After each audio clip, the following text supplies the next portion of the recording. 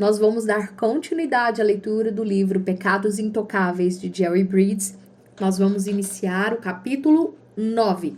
O título é Insatisfação.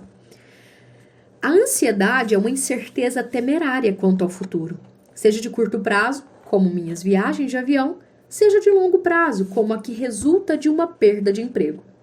A irritação normalmente é o resultado de algum acontecimento imediato que atrapalhou os meus planos ou desejos.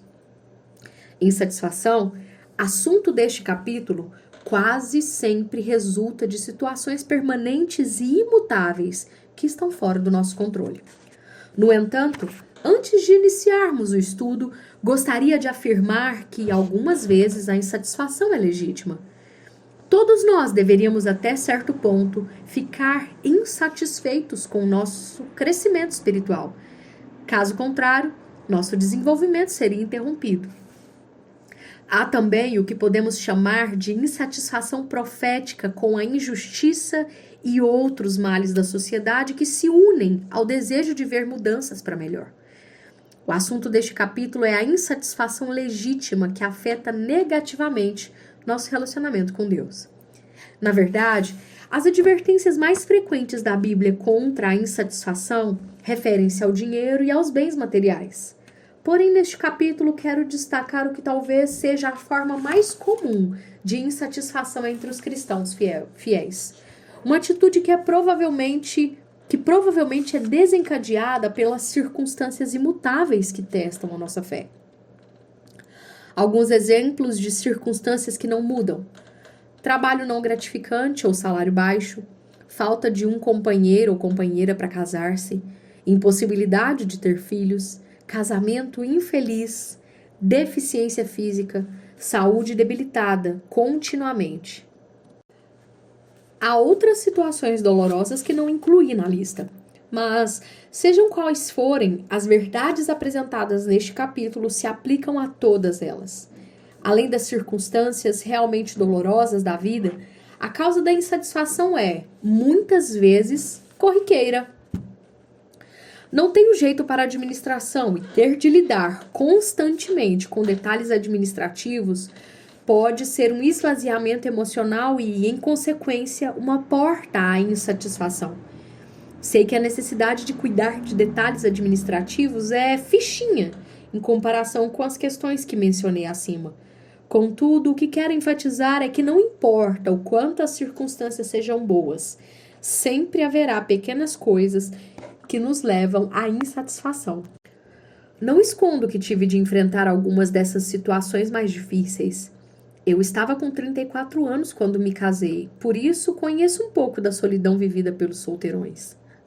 Mesmo depois de casado, tive de lutar contra a insatisfação que eu sentia nos jogos de futebol ou basquete de meu filho, porque eu era 10 anos, no mínimo, mais velho do que os outros pais. Sem falar nas incapacidades físicas. Sempre tive deficiência visual e auditivas intratáveis. Lembro-me de como me sentia rejeitado na infância porque a deficiência visual me impedia de jogar futebol com todos os garotos. Mesmo hoje, na idade adulta, essas deficiências incuráveis são incômodas e criam dificuldades para mim. Não estou me lamentando aqui.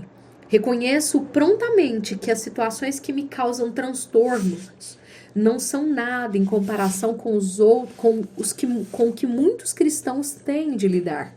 Todavia, quero que o leitor saiba que entendo muito bem sua luta contra a insatisfação. Suas circunstâncias talvez sejam bem mais difíceis do que as minhas. Porém, de verdade mesmo, é a nossa reação às circunstâncias e não o grau de dificuldade que determina se estamos ou não insatisfeitos. Não importa a circunstância que nos leva à insatisfação e nem seu grau de severidade. Temos de reconhecer que insatisfação é pecado. A afirmação talvez surpreenda alguns leitores. Estamos tão acostumados a ficar ansiosos, insatisfeitos ou descontentes quando enfrentamos circunstâncias difíceis que achamos normal reagir assim aos insucessos da vida. Se é dessa maneira que reagimos, o comportamento só enfatiza a sutileza e a aceitação desses pecados. Se não reconhecermos esse comportamento como pecado, temos agido como descrentes que não incluem Deus em suas circunstâncias. Voltamos à impiedade como a raiz de nossos pecados. O objetivo principal deste livro é nos ajudar a enfrentar muitos desses pecados sutis que povoam o nosso dia a dia e a reconhecer que, em geral, são bem aceitos por todo mundo.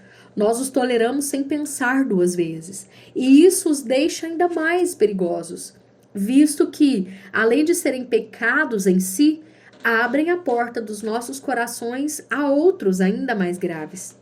A insatisfação, por exemplo, pode facilmente gerar ressentimento ou amargura contra Deus ou contra o próximo.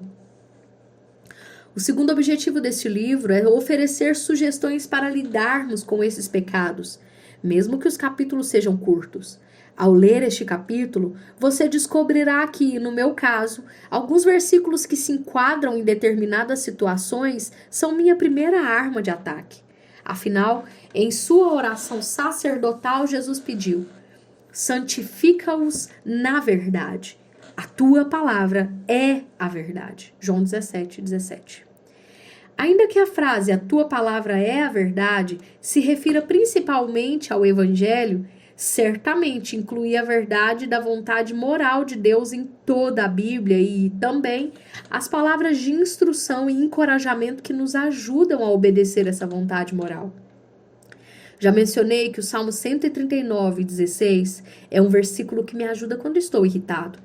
Contudo, a verdade sobre Deus ter determinado todos os meus dias com seus altos e baixos, suas bênçãos e decepções, também nos ajuda, e me ajuda mesmo, a encarar as situações que nos levam à insatisfação.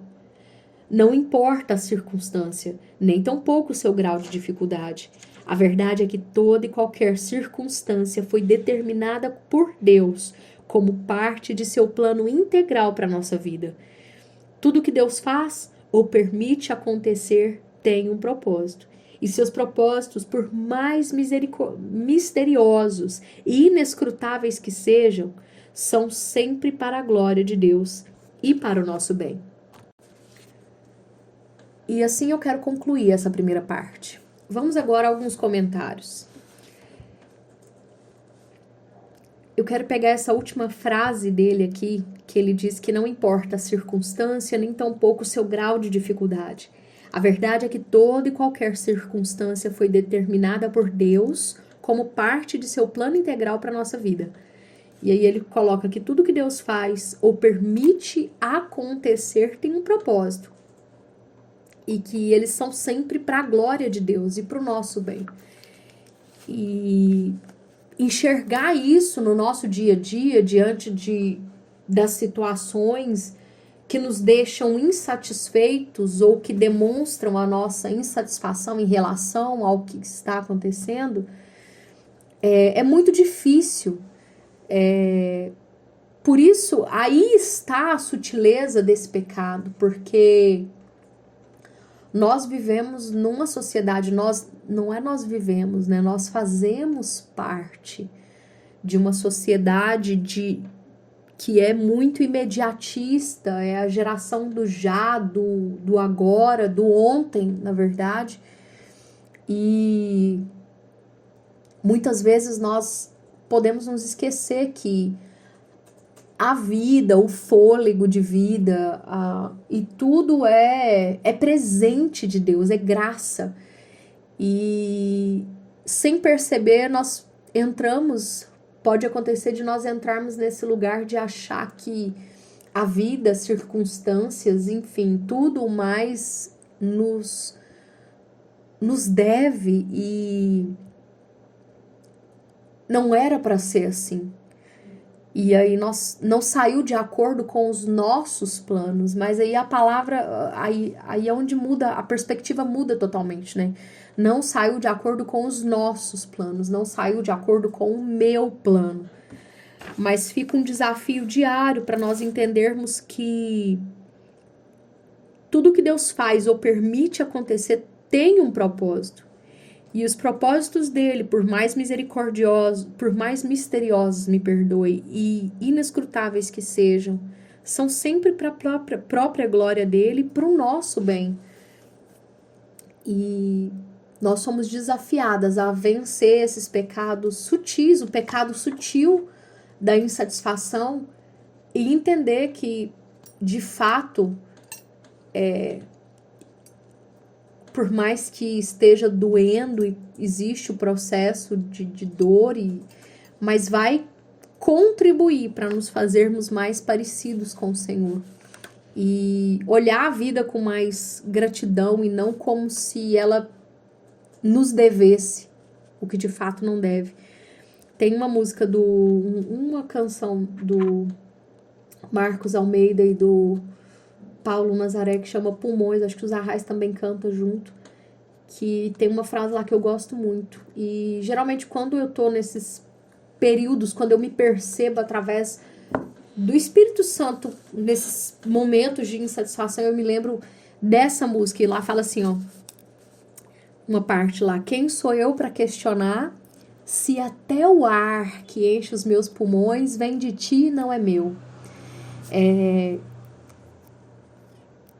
Então, isso nos ajuda em certa proporção, pode nos auxiliar a olhar também para as coisas que nos acontecem, para a vida, na verdade, como um presente, e não como se o Senhor nos devesse.